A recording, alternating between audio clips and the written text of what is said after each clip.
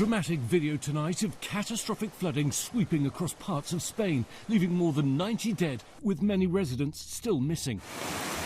Streets swallowed by violent waters after almost a year's worth of rain fell in a matter of hours in one town, with parts of southeastern Spain deluged by rain and hailstorms. More than 2,000 people are reported trapped. The military called in to help, with more than 1,000 personnel assisting rescue operations in Valencia. Helicopters descending into neighbourhoods, airlifting some people trapped in cars and homes. Others taken to safety by boat. Tonight, rescuers working to reach some 650 people trapped inside an IKEA store. And as the water subsides in some areas, the damage widespread.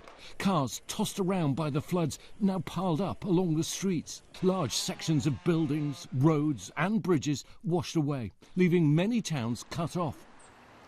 The authorities in one area are saying this was the worst natural disaster in 100 years, with Spain's Prime Minister warning this devastating episode may not be over with yet, with more rain on the way.